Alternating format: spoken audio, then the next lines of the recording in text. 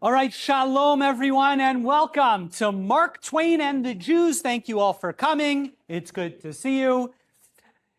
My grandmother of blessed memory was a Holocaust survivor. She lived, I knew her, she lived in Bensonhurst, Brooklyn. And she had one of those like adorable houses, which was like very European in that spotless.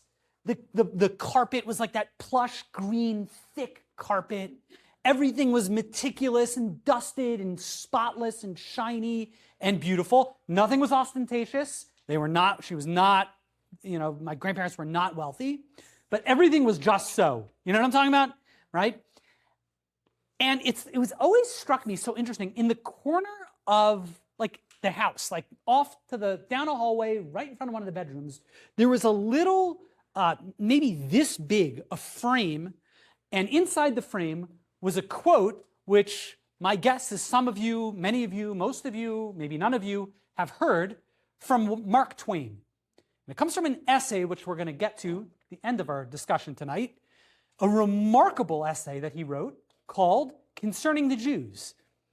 And it's a 10-page essay. I've got copies of it. You don't need it for tonight's class. If you snagged one, great. If you didn't, that's also great. If you want a digital copy, send me a text or an email, and I'll mail it to you. But at the end of this essay, he writes the following. If the statistics are right, the Jews constitute but 1% of the human race. It suggests a nebulous dim puff of stardust lost in the blaze of the Milky Way. Properly, the Jew ought hardly to be heard of, but he is heard of, has always been heard of. He is as prominent on the planet as any other people, and his commercial importance is extravagantly out of proportion of the smallness of his bulk. His contributions to the world's list of great names in literature, science, art, music, finance, medicine, and abstruse learning are also a way out of proportion to the weakness of his numbers. He has made a marvelous fight in the world, in all the ages, and has done it with his hands tied behind him. He could be vain of himself and be excused for it. And here's some of the most powerful lines of the essay. The Egyptian, the Babylonian, the Persian rose, filled the planet with sound and splendor, then faded to dream stuff and passed away. The Greek and the Roman followed and made a vast noise, and they are gone. Other peoples have sprung up and held their torch high for a time, but it burned out, and they sit in the twilight now or have vanished. The Jew saw them all, beat them all, and is now what he always was, exhibiting no decadence, no infirmities of age, no weakening of his parts, no slowing of his energies, no dulling of his alert and aggressive mind. All things are mortal but the Jew. All other forces pass, but he remains. What is the secret of his immortality? That is a startling, remarkable passage that Twain wrote. Tonight, I'd like to try to figure out who was that guy that just wrote those remarkable words, try to get a picture of Mark Twain and the Jews.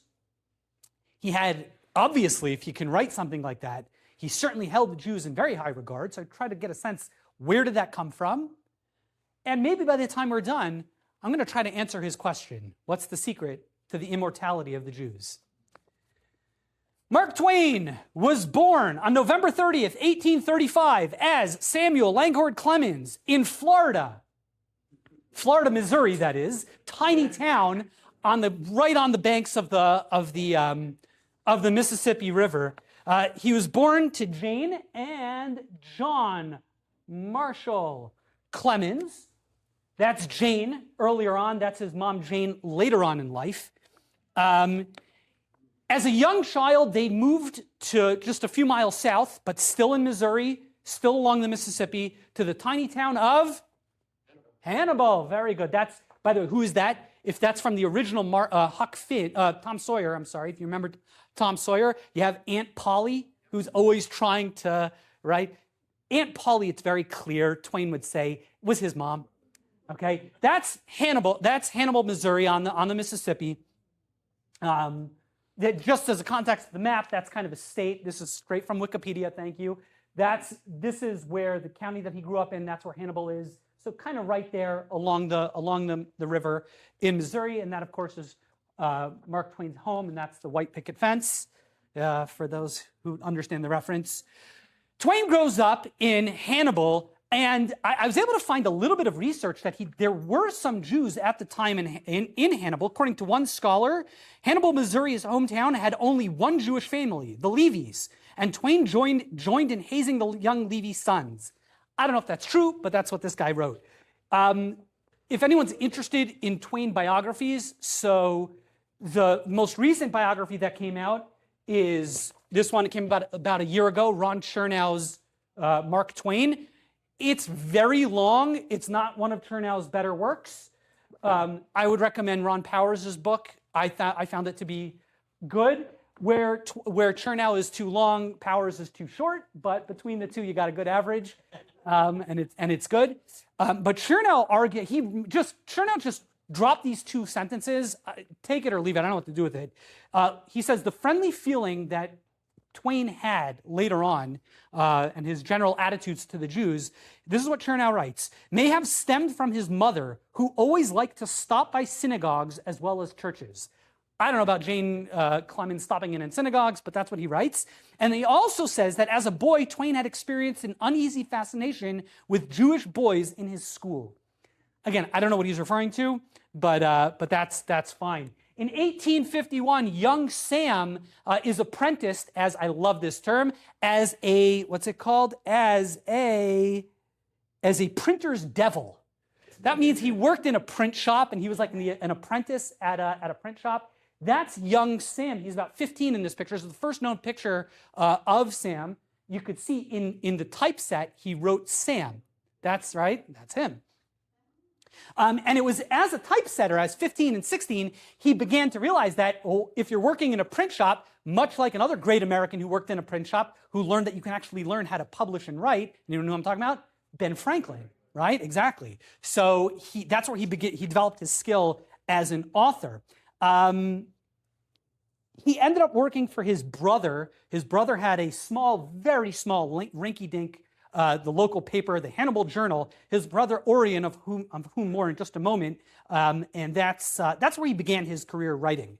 In 1857, at this point, he kind of goes to New York. Then Twain always had a wanderlust. He's always on the move. He's always on the move. He's never settled. He went to New York, then to Philadelphia, just working in various print shops. And then it's a whole long story, but one thing led to another. He ends up getting apprenticed by a guy, another great name. His name is Horace Bigsby. Horace Bigsby apprentices him as, again, another great word, a cub pilot. He's like an assistant pilot on a steamer. This is a sketch of one of the steamers that Twain was on. Here's a photograph of the Mississippi steamers. This is in the 1850s. This is right at the cusp of when the railroads are really making the country small. But up until that point, there's a very brief window for about 20 years where transportation in the United States at this point, you have the tyranny of distance. It's such a big country. Getting from A to B is so difficult. And one of the great ways of transportation was steamboats. And it was a very dangerous job because they used these big coal boilers to turn the big paddle wheel. And oftentimes those boilers exploded and would kill people. As a matter of fact, one of Twain's brothers, Henry, was one of the great tragedies of Twain's life. His brother Henry was killed on one of these explosions. Twain earns his pilot's license, and he pilots steamboats. Now, this is in 1859. He's on the Mississippi. But those 2 years are magical years in Twain's life. He learns the Mississippi River. Of course, the Mississippi River is going to be a major theme in several of his works, but of course, most notably, Huck Finn, as he's drifting on the raft with Jim down the river. He learned to appreciate, he loved the Mississippi, was from his steamboat days. For me, it was very cool. About 5-6 years ago, we went on a family trip. First time I saw the Mississippi River. It's astonishingly, disgustingly ugly and beautiful all at the same time, right? It's amazing. But the war breaks out. The Civil War breaks out in 1860, just 2 years later. He's a steamboat pilot for about 2.5 years or so. He piloted the last boat that was allowed up or down, I forget which one, the river. Again, he's from Missouri, which was really was a border state, but his family and the allegiances were more towards the south, and he was on the last one. The river was shut down to steamboat traffic during the war. So for about 2 weeks, he enlisted. He would later write that he enlisted with the Confederacy. It's a little bit of a exaggeration, which Twain was, of course, notoriously known to lie and exaggerate about everything and tell tall tales. What he did was he enlisted with the local militia, and he joined for about 2 weeks, and then he had enough of it. And later on, he would make it into a much bigger deal that he got into, combat against General Grant. And of course, none of that ever happened, but no one needs to know about that. And he decided he would have enough of that. His brother, who we mentioned earlier, his brother Orion, or Ryan, but I think it's pronounced Orion, his older brother, there he is, Orion, remarkably gets appointed by Abraham Lincoln as the Secretary of State, not of the nation, but the Secretary of the State, or Secretary of the Territory of Nevada. Orion Clemens is the last, he was almost the first Secretary of State of the state of Nevada, but he was the last Secretary of State of Nevada. Sam Clemens, he kind of joins his brother Orion as the secretary. So he's the secretary to the secretary of the territory. And I don't know if many of you know this, but you got to know this, Mark Twain, not yet Mark Twain, Sam Clemens in 1861 moves to Virginia City and Carson City and Reno and upstate Nevada. He lived in Nevada for several years. As a matter of fact, this is really cool, this is a directory of the state of Nevada. This is actually in the Chappelle collection. Chappelle, he's a Jewish guy who collects all sorts of cool things. And you can see over here, again, I'm sorry, it's hard to get good resolution on this stuff, but you'll see it says Orion Clemens, Secretary of Nevada Territory, Office Northside Plaza, right underneath, Clemens Samuel, Assistant Secretary, Nevada Territory. So he worked in Nevada for a little bit. Now, everyone is coming to Nevada, if you know the state history. Why is everyone coming in 1861 to northern Nevada? The Comstock Lode. Anyone raise your hand been to Virginia City? It is a cool place, highly recommend. This is gonna be the weirdest thing you're gonna hear all night. Best coffee in the state of Nevada is from a small coffee shop in Virginia City. I can tell you that firsthand. I don't know, it's the best cup of coffee I've had in this state. It's amazing. I don't know, I think it's called Nevada Roasters. It was unbelievable, really good coffee. He goes to Virginia City. He hangs out there for a couple of years, and he works a little bit in mining. He's one of the recurring themes with Twain. He always has these get-rich-quick schemes. He's always looking to make a buck. Now, he actually would end up dying, and for most of his life, he was very wealthy. But he was always on to the next big gimmick to make a dollar. So he tried mining along with everyone on the Comstock Lode. Of course, he's not successful. The whole being a secretary was kind of boring, didn't really occupy his time. And it was then when he's in Virginia City and Carson and a little bit of Reno, he's hanging out and all that, and he's going back and forth to California also a little bit. That's when he really gets into journalism. And he's hired to be a journalist and, for one of the local papers. It's at that time when he's in Virginia City, that's when he adopts the name Mark Twain. So where did that come from? So he was always frustrated. He said, I told the story 1,000 times. I don't need to say it again. The problem is every time he would say it, he would change it. So it's not super clear, but the basic idea is Mark Twain is, and it's, from what I understand, it still is. It's a very common way is working on the steamboat, when he was working on the steamer on the Mississippi River. Again, it's a very shallow channel. Now, the Army Corps of Engineers, the Mississippi River back then was constantly changing. It would change its channel. It's hard for us to imagine. You think a river is a static thing. If you look actually on a map, you'll see it can move dozens of miles very quickly. It would just change course. And because of that, one of the causes of disasters and accidents on the river were steamboats, running aground, hitting, the bottom of the channel. So they had to lower soundings to make sure that the water was deep enough. So if it was 2 fathoms, a fathom is 6 feet. If it was 2 fathoms, 12 feet, you knew that it was safe. And when if you would drop it, a sounding, and you make sure it was 2 fathoms, you would Mark Twain. He didn't come up with that. He would blame it on some guy named Isaiah Sellers. He said he ripped off the name from a guy named Isaiah Sellers, and he stuck with it. Now, when he's up in Carson City and really Virginia City at this time, it was very common for journalists to have pen names. I'm not sure why, especially because Twain was a very aggressive journalist. He would poke fun at everyone and everything. It was good to hide behind, a fictitious name and a pen name. That worked. A couple of his colleagues here, that's him with a couple of his colleagues. That's Twain right over there. He worked with a guy named Dan DeQuille. Dan D. Quill, that's what they think. But he was a very popular author. Again, it was a very common theme. He went by both names for the rest of his life. He would go by, it wasn't like a secret. He did go by Sam, but he always preferred, in public to always be introduced as Mark Twain. Interestingly, he later on in life, he met Helen Keller, and they actually had many interactions. He was fascinated with her. He later on told Helen Keller, who he was fascinated by, that he liked the name because Twain, and this is a quote, was sometimes light on the surface, and sometimes, she completed the sentence, deep. So that's how he liked the name Mark Twain. All right, in any event, Twain is in Virginia City. In Virginia City at the time, it's actually interesting, and this is the work, there's a scholar here in town or somewhere in Nevada who wrote a book, The Jews of Nevada. There were Jews early on in Virginia City and Carson and Reno. There were bankers, they dealt with dry goods, grocers. There mainly were not people that were in the mine, but they supported the people in the mine. There was the Wasserman, was the tobacconist.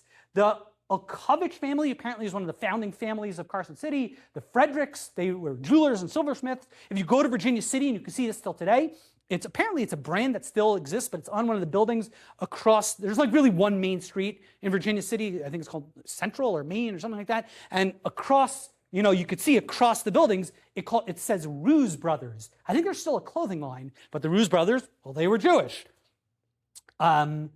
Mark Strauss was the local grocer, butcher, treasurer, and chief of police. Probably this is the 1860s, probably the most significant Jew that Twain definitely interacted with and knew definitely well was Adolf Sutro. Adolf Sutro was a significant person in Virginia City. He would end up moving to San Francisco, where he would become Sutro Towers. He's a significant person. He became the mayor of San Francisco. A lot of landmarks, Sutro Baths, a lot of things. I've never been to San Francisco, but a lot of landmarks in San Francisco are named for him. He was a Jewish guy. He built, do I have it over here? No, I don't. If you go to in Virginia City, when we were there, I don't know, Benny, you probably were too, I don't know if you remember, there's a tunnel that connects Virginia, like the Comstock lode with the lower part of the town. It really just brought air and oxygen and cooled off the mine. It's still there. It's called the Sutro Tunnel, which he financed. Interestingly, I don't know if Twain bumped into this guy right over here. This guy, Jacob Davis, he's in Carson at the time. Denim at the time was used mainly for like tents. And he had this idea of using denim for pants. And the way to make it stick is you'd put rivets on them. And he had a buddy named Levi Strauss, right, that he shared the original patent for jeans was held by this guy and Levi Strauss, as well as the double arch and the the orange stitching. That was this guy literally at the same time while Twain is in Virginia City. Interesting guy named Albert Michelson, the first American to win the Nobel Prize in Science, grew up in Virginia City at this time. And what's also interesting is, I don't have it over here. Oh, I don't save it over here. In the first state legislature in Nevada, there was actually a rabbi who was in Virginia City at the time. There were 4 Jews on the state legislature that served on Nevada's state legislature. Some of them wrote the original Constitution. Twain seems to have bumped into some of them. I don't have his name over here. I wish I did. There was a B'nai B'rith, Lodge 52, in the 1860s.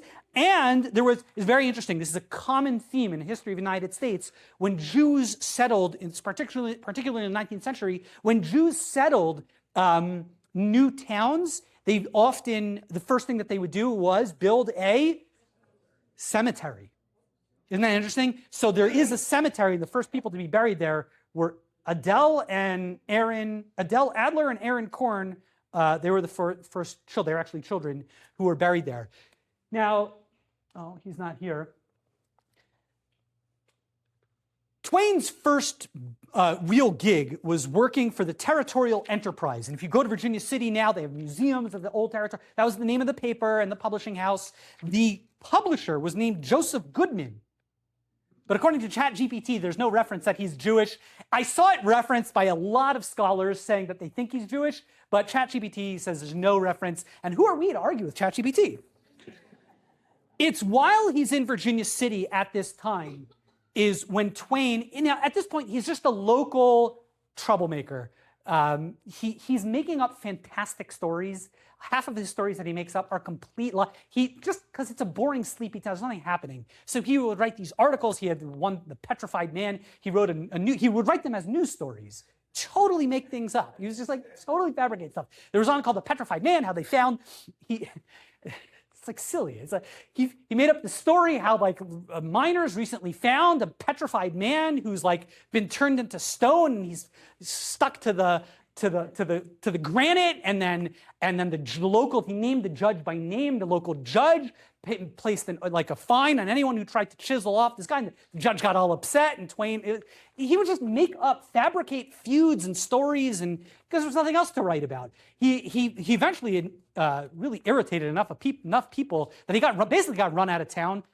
He ended up challenging someone to a duel, which was illegal. Not even dueling, but even challenging someone to a duel was illegal, and he basically had to run for his life. That's why he ended up in San Francisco, but he would be back in Nevada. But that was sort of the end of his time in Nevada. At this time, it's like toward his end of his Nevada days, is when he publishes his first short story. Has anyone ever read it? It's right? The Celebrated Jumping Frog of Calaveras County. It's one of the type of things, okay, sorry, someone said it's terrific.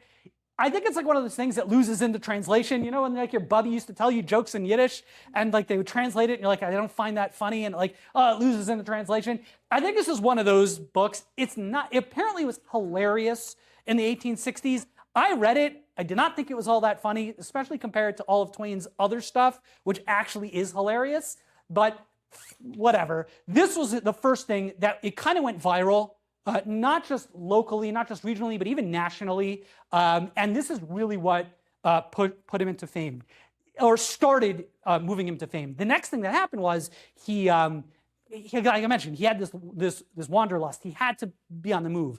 Somehow, one thing led to another. He made it onto a trip to what was called the Sandwich Islands, Hawaii. And it was over there, a bunch of people happened to mistake. They ended up shipwrecked in Hawaii. And he was like, this is a great story. And he wrote a bunch of essays about these group of survivors of a shipwreck. And he wrote these articles, and that really went viral. And that's when Twain becomes a celebrity. This is the late 1860s. It's at this time where he has his crazy idea, which I'd like to spend some time talking about.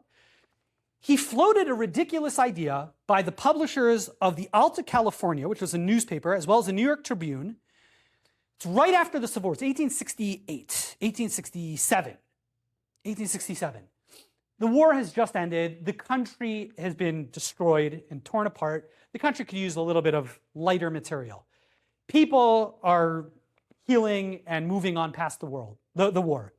He reads a newspaper article or advertisements that there would be, is basically what ended up being, it's the first cruise, the first tourist cruise. It would be a world cruise on an ocean steamer called the Quaker City, where they were going to first go to Europe, travel through the Mediterranean, and end up in the Holy Land. And Twain had a brilliant idea. He said, but in only Twain style, he demanded the Alta California that they pay him. They fund him $1,200, which back then was a lot of money, to pay for him to go on this trip so that he can write like journal essays and send them back. And he promised 50 essays, and they agreed. And thus began his half-a-year-long journey through Europe, and ultimately culminating in the Holy Land. He would end up publishing his journal. He sent back these 50 articles, which were published. He then rewrote them and published them as a book called Innocents Abroad. Innocents Abroad, which would be really basically his first book. It's written as a travel journey. I read it last week. It is hilarious. It is just the funniest thing you've ever read in the world. It's remarkable. And in it, he goes through all of his encounters, the people he met. This is a picture of Twain in Constantinople. He had his picture taken. He's about 30 at that point. He went through Europe, made side trips to Paris, Versailles, Rome, Venice, Athens, Constantinople, Smyrna. He made fun and satirized everything sacred. Completely irreverent.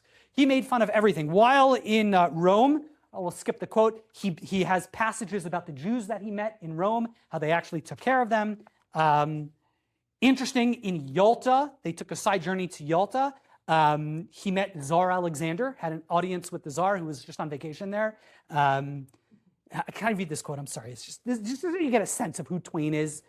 He's like, at the end, he says, "If I could have stolen his coat, I would have done it. When I meet a man like that, I want something to remember him by."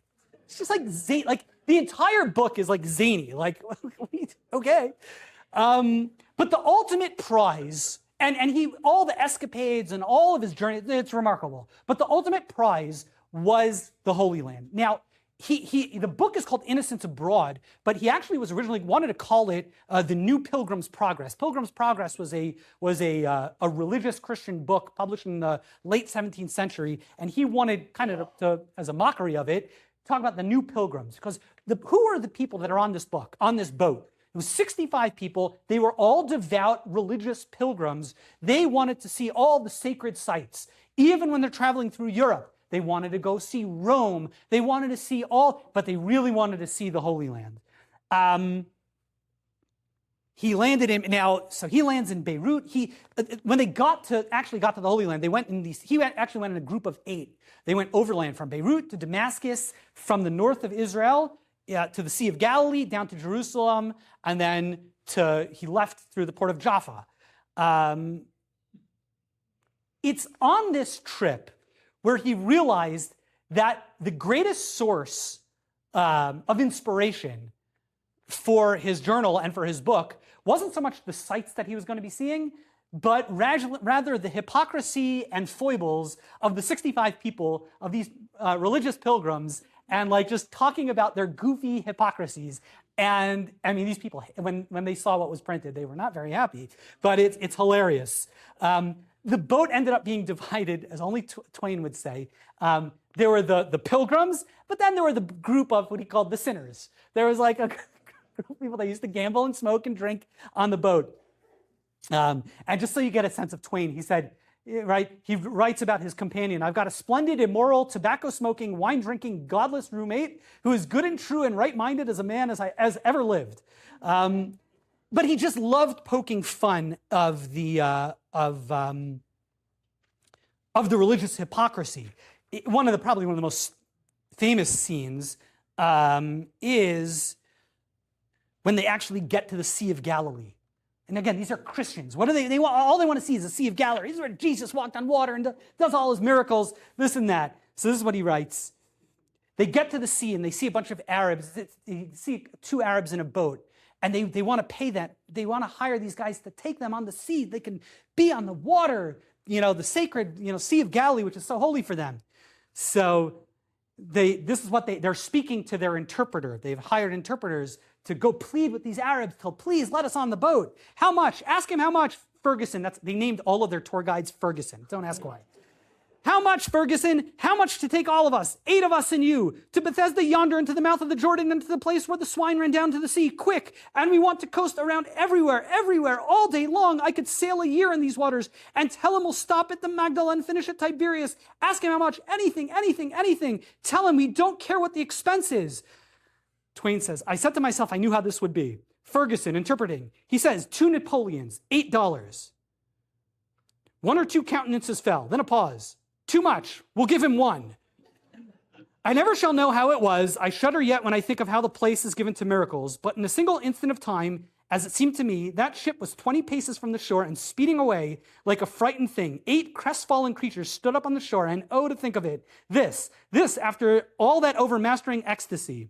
But they sailed serenely away and paid no further heed to the pilgrims who had dreamed all their lives of someday skimming over the sacred waters of the Galilee and listening to its hallowed story in the whisperings of its waves, and had journeyed countless leagues to do it, and then concluded that the fare was too high. That was like Twain. Like, these pilgrims are so excited. This is their whole life. They spent gazillion dollars to get onto this trip. And then they bargained with the guy. They overcharged him just a little bit and they didn't go. And they lost opportunity of a lifetime. Classic Twain. What is remarkable, just this is, that's in the original drawing of In Innocents Abroad, Fare Too High. And then, of course, the whole goal was to get to Jerusalem.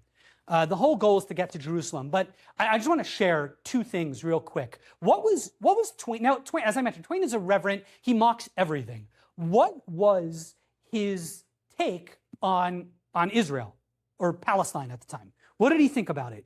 So number one is he points out he is shocked at how tiny it is.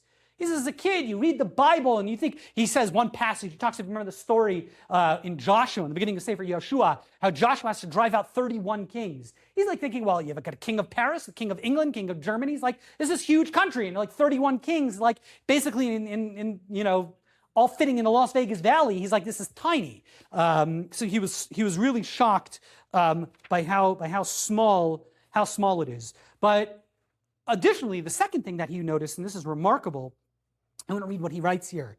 He says, stirring scenes like these occur in the valley no more. There's not a solitary village throughout its whole extent. He's talking about the Cholda Valley up north. He says, not for 30 miles in either direction. There are 2 or 3 small clusters of Bedouin tents, but not a single permanent habitation. One may ride 10 miles hereabouts and not see 10 human beings. To this region, one of the prophecies is applied. And this is a quote, actually, for those who are paying attention. This is in next week's Parsha, next week's Torah portion. And I'll fill you in what's going on. I'll bring the land into desolation. Your enemies which dwell therein shall be astonished at it. And I will scatter you amongst the heathens, and I will draw out a sword after you, and your land shall be desolate and your cities waste. This is Twain, now writing, no man can stand here by a deserted Ein Malala, which is again in the Galilee, and say the prophecy has not been fulfilled. And this is a remarkable point, and he's actually onto something. Twain is observing that the land of Israel, of Palestine, is like, we look at Israel, Baruch Hashem, thank God you go to Israel today, it's beautiful, it's built up, it's rich, we got a nightmare of problems, but the country itself is thriving, it's beautiful. Folks, that's all brand new. When Twain was there in 1868, by this point, it's desolate. There's nothing happening. And that's what the land of Israel was like, basically since the Roman exile, when the Romans kicked us out, till the late 1890s, really till 1948. Israel was a desolate land. I would like to share with you the teaching on those very verses that Twain quotes. It's in next week's Torah portion where we read the chapters of the Tochacha, the portions of rebuke, where God, these are the curses that will befall the Jewish people if we don't follow the Torah and we don't listen to his commandments. That's where he read from. And the Ramban, Rabbi Moshe Nachmanides, who similarly, he at the end of his life would move to Israel. This is in the 1290s, and he was astonished by the desolation. He writes about how Jerusalem is in ruin, 1290s. Jerusalem is in ruins. He can't get a minyan on Shabbos. Nobody's there. It lay in ruins. Listen to what Ramban says. He says, through this curse is actually a remarkable blessing. He says, it's actually a prophecy, a geula ha'asida habetucha shlema yoser shlema yoser mikol chezyonos Daniel. It's the greatest prophecy, greater than any of the visions of Daniel. He says, the verse says, your enemies will make the land desolate. He says, Hibesura tova muvasaras v'chal hagalios. It's a heralding of a prophecy in all of the dispersion. Our land is not a land that our enemies are going to be able to settle. The gamzu raya gedola v'tachalanu. The verse is telling us this is not going to be a settled land. Our enemies are going to kick us out, but our enemies aren't going to stay there. Despite the fact,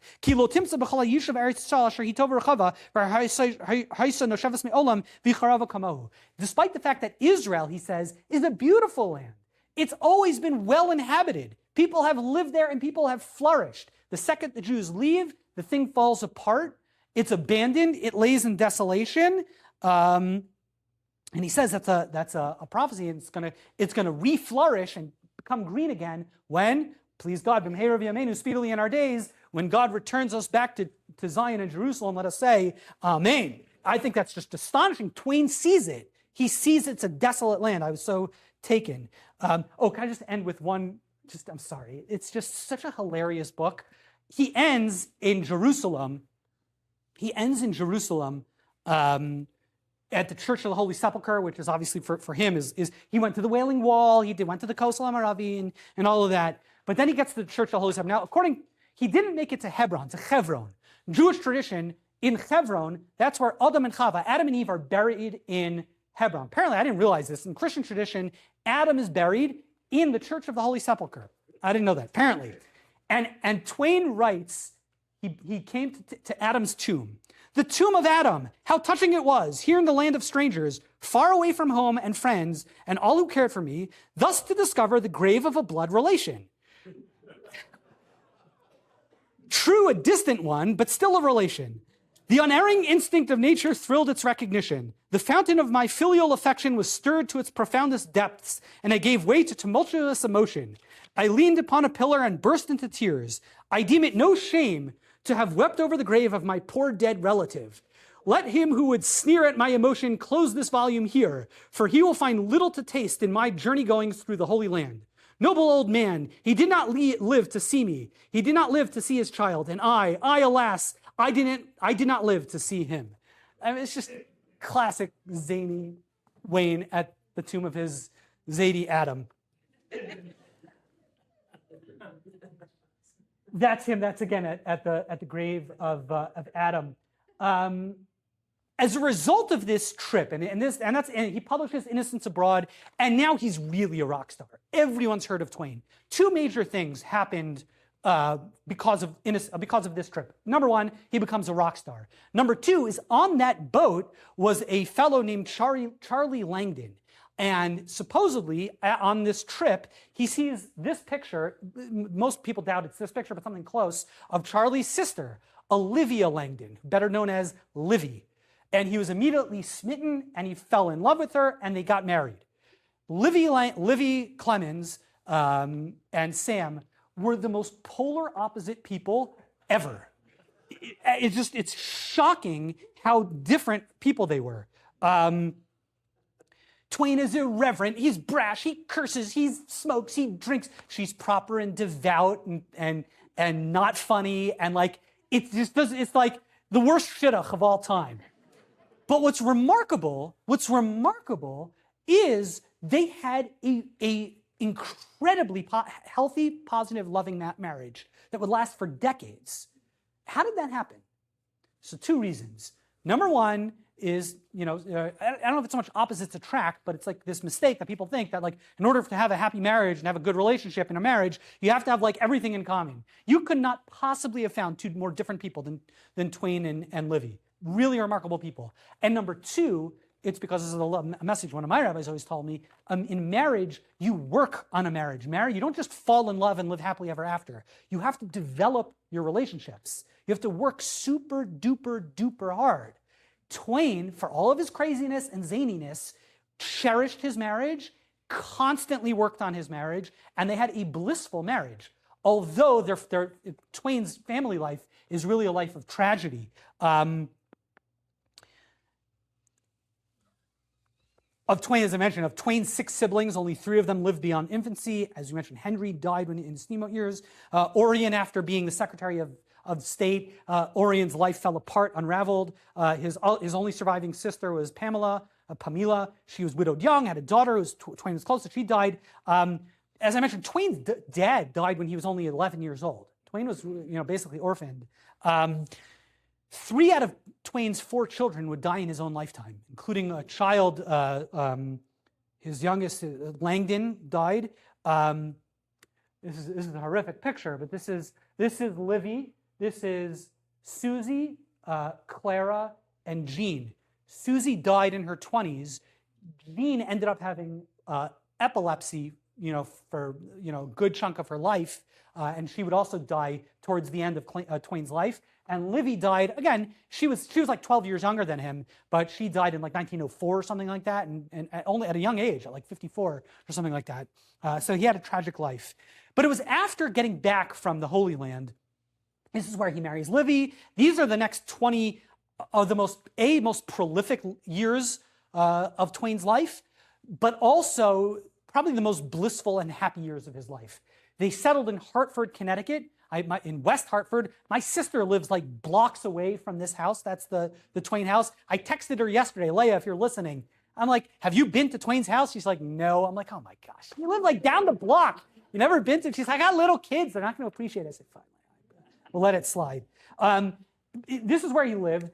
He did most of his writing in Elmira at his sister-in-law, Sue Crane, built this like octagon, this little thing in Quarry Farm. And this is where he did most of his writing. And it was during these years where he published his major works. His first real book was The Gilded Age. He wrote a book in 1872 called Roughing It. Has anyone ever read Roughing It? I read it a couple of years ago. What's that? It's been a while. Roughing It is about his journey overland to Nevada and his experiences in Nevada and mining. It's where he wrote Tom Sawyer, Prince and the Pauper, Connecticut Yankee, Life on the Mississippi, and then when he wrote Huck Finn in 1880-something or other.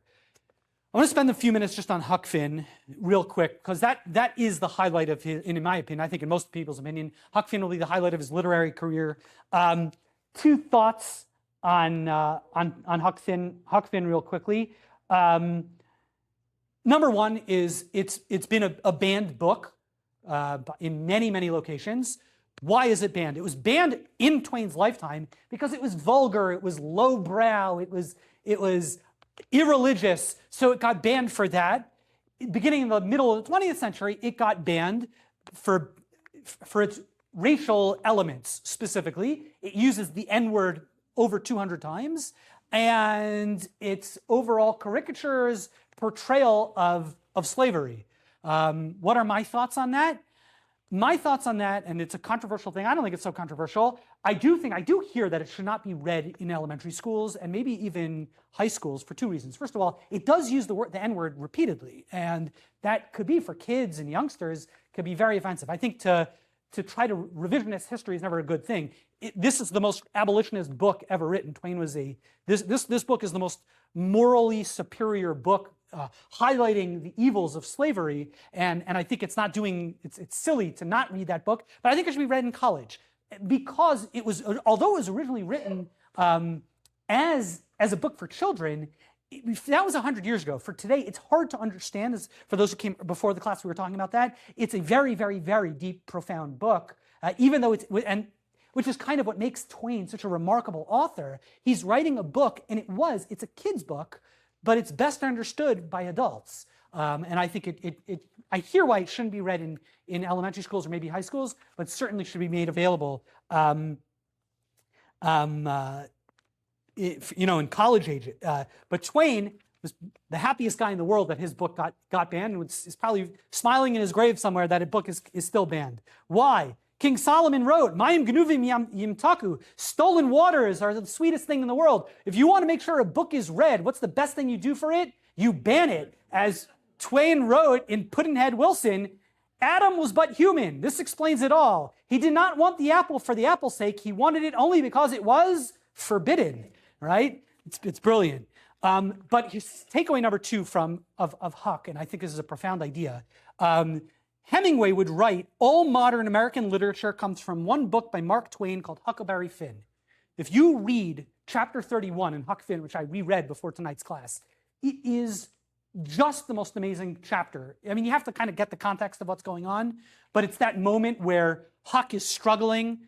Does he write the letter back to the widow Douglas to let her know that her slave Jim has run away?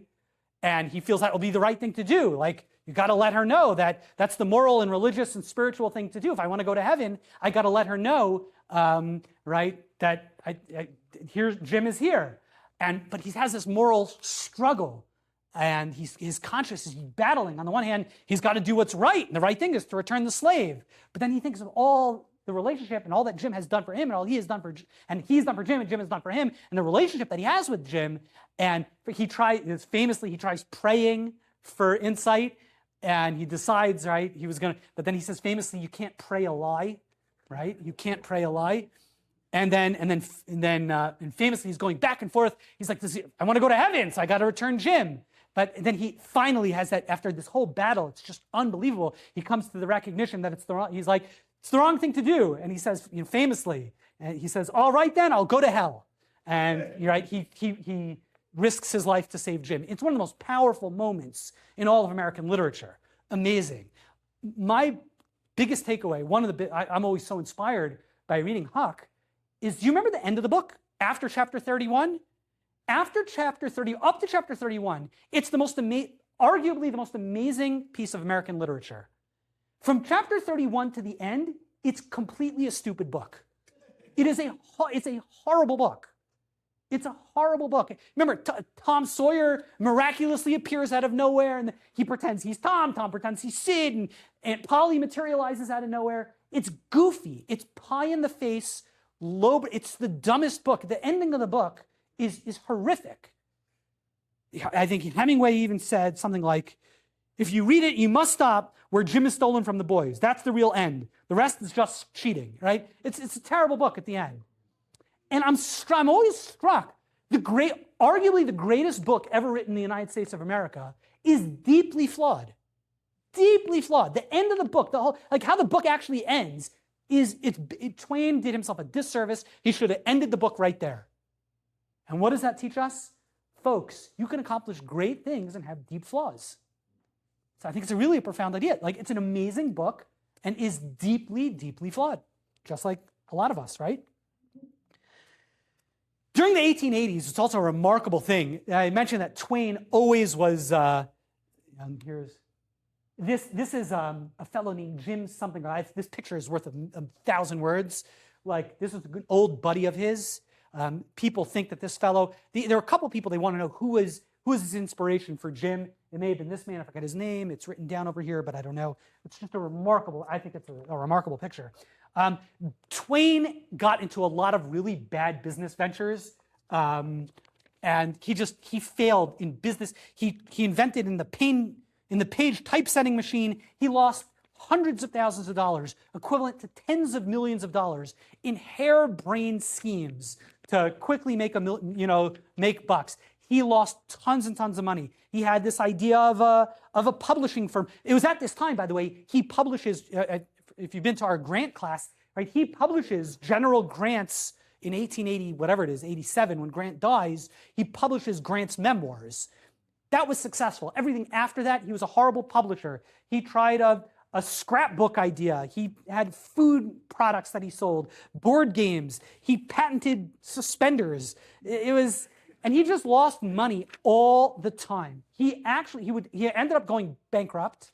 He was broke. Stop right there. Another, I think it's a powerful lesson. If you were at the explanatory service a couple of weeks ago, we talked about that idea of just because you've been successful in one area of your life, success does not guarantee success in other areas of your life. Success is not transferable. Twain is one of the greatest, if not the greatest American author. He was a horrific businessman, right? You could be successful in one area of your life and flunk in another area of your life. Conversely, you can flunk in many areas of your life. That doesn't mean you're a failure. Yeah, I'm getting C's and D's in all these areas of my life, but I could still excel in a couple other areas of your life. So it's pretty, I don't know, it's either inspiring or depressing, depending on how you look at it. Really, to deal with the fact that he's bankrupt, he goes bankrupt. So he's largely at this point, he's bailed out with someone who would end up being one of his closest friends. His name was Rogers, Henry Rogers, who was,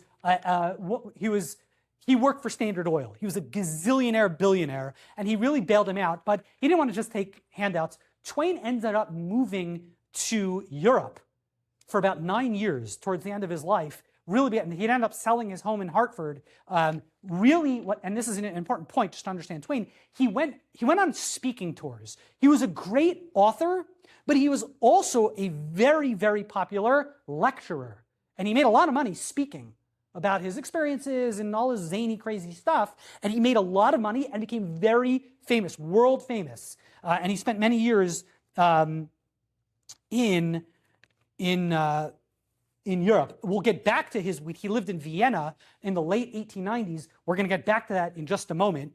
In the early 1900s, he moves back to the United States, and he lives in New York for several years, and he is very charitable to the Jewish community in New York City. In 1901, Twain assisted with the drumming up money for the Hebrew Technical School for girls on Henry Street, the sole institution in the city offering free vocational education for Jewish girls. So he was, he was a booster for them. In 1904, Twain teamed up with Sarah Bernhardt, the incomparable French actress, then touring America for a fundraiser to aid Russian Jews. He always felt the plight of Russian Jewry, so he raised money for Russian Jews. In 1907, Twain gave a curtain speech at a performance of The Prince and the Pauper, staged by the Children's Educational Theater, a project of the Educational Alliance, a settlement house on the Lower East Side, supported by many posh Jewish families, like Jacob Riis, all those the big Lower East, really the German, the uptown guys who would finance all the settlements in the Lower East Side. So Twain ran a lot of fun. Now, they didn't make a lot of money, but Twain tried fundraisers for all these Jewish causes. He was very, very involved financially with these Jewish causes. So much so, there's Twain at this time. Interestingly, by this point, his daughter Susie had died. Jean is about to die. She's not dead yet. That's Jean over here. That's interesting. As Twain, for all his irreligiosity, his best friend was a preacher, Joseph Twitchell. That's his best friend, Joe Twitchell, who was a priest, who was a preacher and a minister. That's Twain. We don't know who that is, but that's his daughter Clara. On the day of her wedding, that guy, his name is Osip Gabrilowitsch. He was Jewish. Twain's son-in-law was Jewish. His only son-in-law was Jewish. Just to end the story, they had one child, but she kind of died. She killed herself in 1962. Twain has no surviving descendants. What is Twain wearing over here? Cap and gown. Why is he wearing a cap and gown at the day of his daughter's wedding? In the early 1900s, Twain was one of the highlights of his life, was given an honorary doctorate by Oxford, and they made a big deal about it, and they gave him a cap and gown, and he was so proud of it, he would just every now and again, just wake up on a Tuesday and just walk around in his cap and gown. This is daughter's wedding. Twain, I want to wear my cap and gown. I'm wearing my cap and gown. You got a problem? Twain dies on April 21st, so a couple days ago, 1910 in Reading, and that's the end of Twain's life. But I want to go back in time just a few years prior to his death. Reading, Connecticut, in 1910. But I want to just go back just a few years before that, to the 1890s, back to the Vienna days, so we can kind of end where we started. So we can end with where we started, with concerning the Jews, which is just an astonishing, and as I mentioned, there are a couple of handouts. I don't know if everyone got it. If you didn't get it, if you want to read it on your spare time, I'll email, just send me a text or an email, and I'll send you a copy of it. It's an astonishing astonishing document. What's going on over there? Twain, of course, had always been pro-Jewish. In 1879, he wrote in his notebook that the Jews are peculiarly and conspicuously the world's intellectual aristocracy. Twain told Twitchell, also in the 1880s, that the difference between the average Christian and the average Jewish brain is about the difference between a tadpole's brain and an archbishop's. It's a marvelous race, by long odds, the most marvelous that the world has ever produced, I suppose. The context, there are two historical episodes that you need to understand concerning the Jews and why it was written. Number one was the Dreyfus Affair. Now, we gave a whole class on the Dreyfus Affair, the standing on one foot version of the Dreyfus Affair. In 1894, a Jewish captain in the French army named Captain Alfred Dreyfus was accused of spying for the Germans. It was now, there was a spy. There was indeed a spy, but the charges pointing to Dreyfus were ludicrous. Ludicrous. The problem was it was not tried in court, but it was tried, it was a military tribunal, which means that and the military just wanted to blame a Jew and move past it. They didn't want to show that the reason why the secrets were stolen and given to the Germans was because of French military incompetence. So they wanted to cover it. They wanted to cover it up, and that's what happened. Dreyfus was accused and found guilty and sentenced to life on Devil's Island out in the Caribbean, where he went and he stayed there for 5 years. It was a shocking miscarriage of justice. As this was all happening in 1896, the evidence comes to light that this was a total sham, and that this was crazy. There were 3 people who were deeply outraged by the miscarriage of justice. Twain at this time is living in Vienna, right nearby. There are 3 people who are deeply outraged. Number 1 is a guy named Theodor Herzl, who's a journalist at the time. And Herzl was not didn't have a huge self-identification to Judaism or his Judaism, but this was a turning point in Herzl's life. Number 2 would be a journalist named Emile Zola, who would write the shocking accusation, literally, exposing the miscarriage of justice, called J'accuse, which was I accuse, which was the article that he published. And another person who was deeply offended and outraged was Mark Twain. He was living in Vienna as this was all happening, and he just was shocked by the miscarriage of justice. Emile Zola would publish J'accuse, and Clemens was kicking himself because he wanted to write a similar article. Clara Clemens, she said, I remember Mother saying that Father was among the first few who were incensed at the unfair trial given Captain Dreyfus when he was dismissed from the army and banished to a lonely island. Twain would write, "Oh, Dreyfus, in his case, the nation lost its head entirely. As for magnanimity, generosity, charity, manliness, they seem to be absent from that race." He's talking about the French. Still true till today. Yeah, it's true. An anti-Semitic paper sneered that the unavoidable Mark Twain, who seems to have no idea he was being mishandled by the Jews in Vienna, and people accused Twain of being Now, Twain was bitterly disappointed that he didn't publish that Zola beat him to it. Now, why was he disappointed? Number 1, because it was, just investigative journalism. But number 2, and you have to understand Twain was always looking for a buck. He was not the guy, when he published his great works, yes, he wanted to change the landscape of American literature, of course. He was motivated, l'shem shamayim, right? He wants to write a beautiful work, but he wanted money. He was a great author, and he wanted his stuff to sell. So he wrote that he thought he could write this article similar to what Zola would write, and you'd make $1 million. And then Zola beat him to it. And then he wrote, I'm trying hard not to cry over the spilt milk, but I'm crying over it just the same. He's all disappointed. So that's context number 1. Context number 2 is to understand that this is in Vienna, where Twain is living, what was happening. A little bit of, real quick, the history of what's happening in Hungary and Austria, right? This is the dual monarchy. The empires of Austria and Hungary have merged to the dual monarchy led by the Habsburgs, okay? This is beginning in the late 1860s, 1870s. This was a very clunky arrangement where the Habsburgs were the monarchs over 2 separate countries, and it was very clunky. Every few years, it would have to be rehashed. Were they going to keep that arrangement? And there were protests, and people wanted it, and people didn't want it. And as all of this upheaval is happening, there were riots happening in Vienna in their parliament.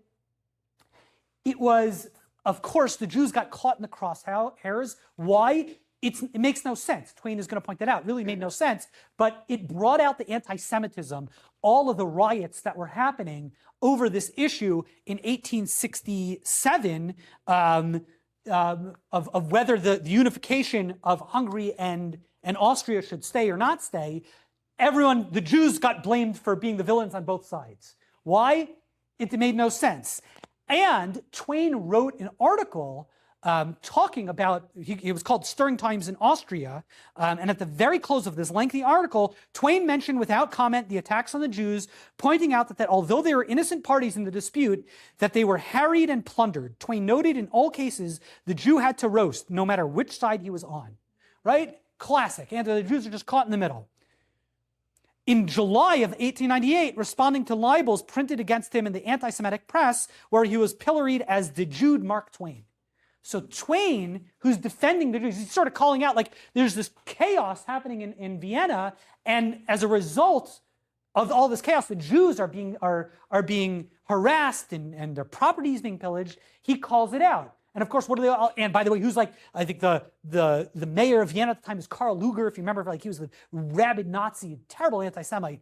And it's at the, and Twain's defending the Jews, and he's getting bashed as a Jew lover. And it's in this context of what's going on in the Dreyfus affair and all the anti-Semitism in Vienna. It's right after his article, Stirring Times in Austria, he writes the essay concerning the Jews.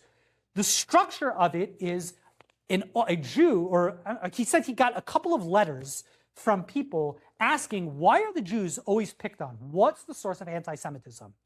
And he basically goes through 6 points in the article very quickly. Number one, he points out that the Jew is a well-behaved citizen. One of the quotes is that the Jewish home is a home of the truest sense is a fact which no one will dispute. The family is knitted together by the strongest affections. Its members show each other every due respect, and reverence for the elders is an inviolate law of the house. The Jew is not a burden on the charities of the state, nor of the city. These could cease from their functions without affecting him. And he talks about Jews are good citizens, they're never involved in crime, and Jews are well-behaved. He explains that ignorance and fanaticism does not account for Jews' unjust treatment and anti-Semitism. He speculates that the reason for anti-Semitism is because Jews are so commercially successful and people are envious of Jews' success. I will stop right here. This work concerning the Jews, it has over the years, scholars debate it.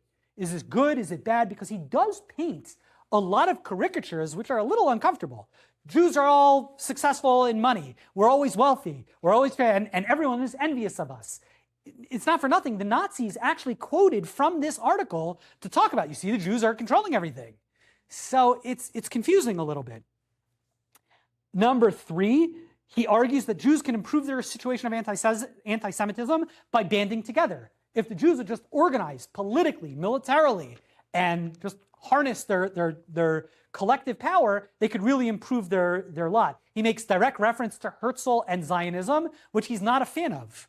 Why? I think he's saying this tongue-in-cheek. I mean, he is saying it tongue-in-cheek. Because he admires the Jews so much, he feels like if the Jews get together, they're going to take over the world because he's not. I mean, again, it's a little anti-Semitic, but he's saying it in the positive. But he's saying Jews get together and form their own country. You know, what's going to be with the rest of us? He writes, I think it would be politic to stop it. It will not be well to let the race find out its strength. If the horses knew theirs, we should not ride anymore.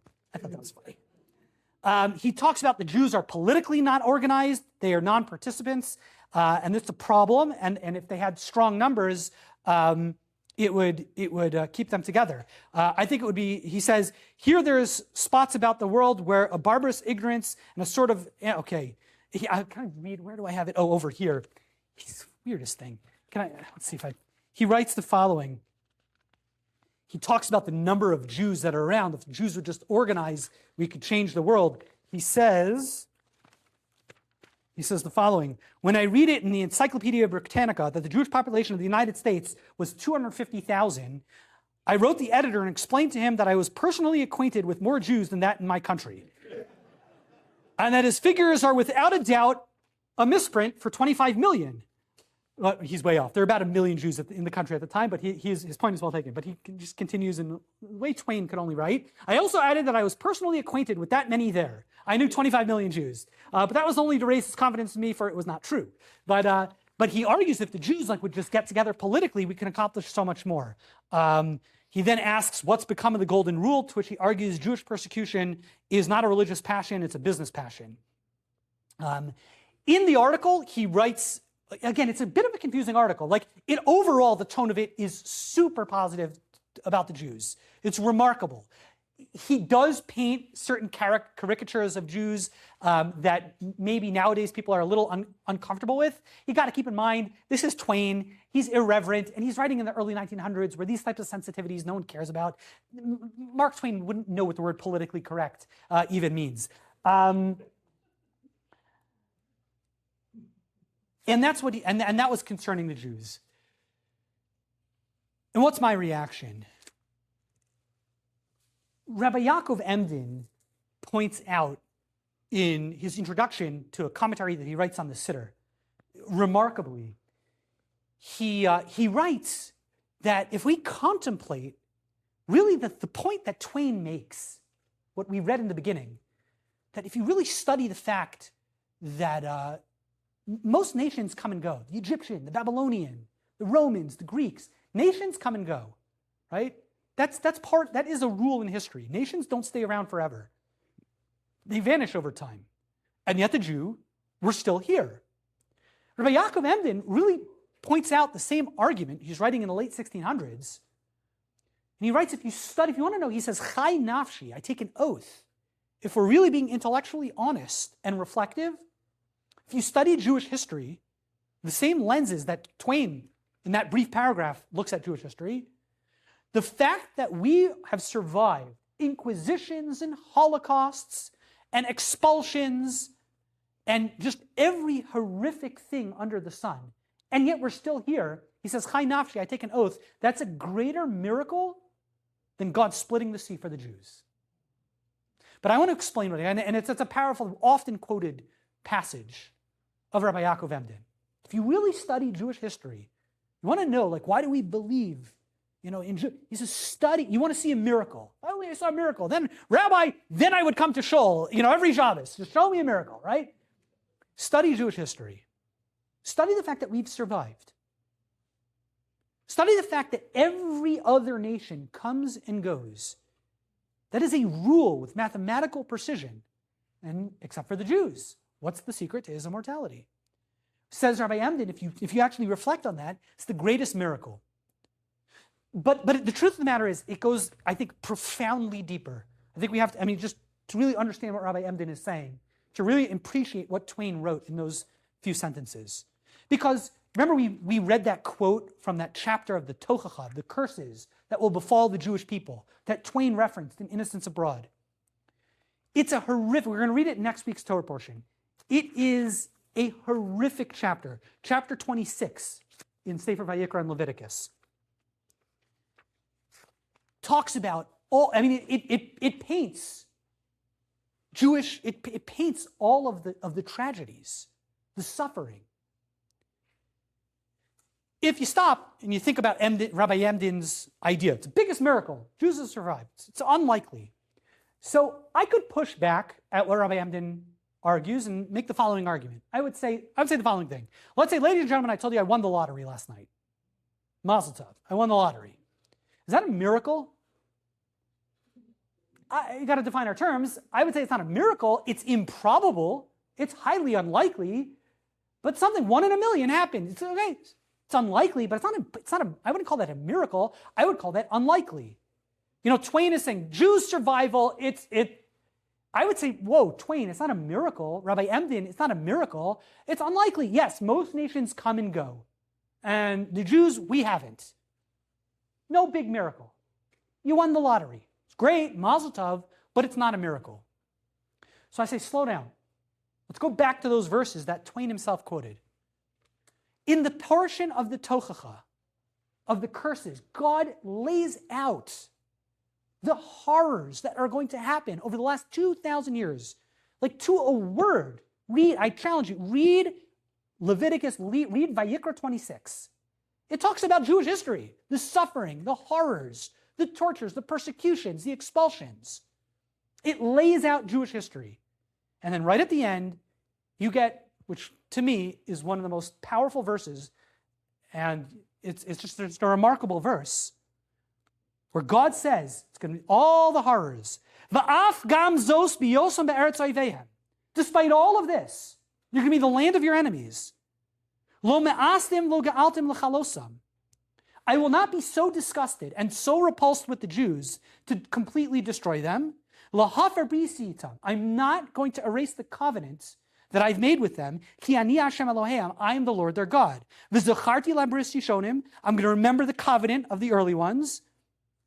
Let me actually go back one verse. He says, V'zacharti es brisi Yaakov. I will remember the covenant that I made with Jacob. V'afes brisi Yitzchak. And also the covenant that I made with Isaac. V'afes brisi Avram. And I will also make the covenant that I remember the covenant that I made with Avram. V'ha'aretz eskar. And I will remember the land. Folks, it's one thing for something unlikely to happen. Highly improbable, Jewish survival, 1 in a million, very unlikely to win the lottery. But imagine I showed you a book that was written 3,000 years ago. We have evidence, we know, right? We have actual copies 2,000 years ago. According to Jewish tradition, 3,338 years old, predating all of those horrors. And the book says you're going to win the lottery. You are going to survive. Despite all of the suffering, all of the tragedies, and despite the fact that the law of nations is nations come and go. And I'm telling you, you are going to survive. Folks, that's not improbable. If I tell you what the winning lotteries are going to be tomorrow, and I nail it, that's a miracle. That's divine. That's God. That's what Rabbi Yaakov M did when he says, Chai nafshi, I take an oath, studying the history of Jewish survival is the greatest miracle of all time. It's in the context of the fact that it's all predicted, it's written right here in the Torah. To answer Twain's question, what is the secret to his immortality? The answer is right here, because God said so. God said that we are going to survive. I don't know why, I can't tell you this for sure. I think that's why my grandmother in her house had that little thing in the corner of her room. She wasn't overly, she lost everything. She saw Vayikra 26. She lived through the horrors of that tochacha, of that chapter of the curses. I think that little section, that little frame from that section of Twain's concerning the Jews, that was my grandmother's faith. That's where my grandmother knew the good guys are going to win. I want to thank you all for coming. Please, God, we'll have other classes in the future. And if anyone has any other questions, I'm here to stick around. Thank you all so much.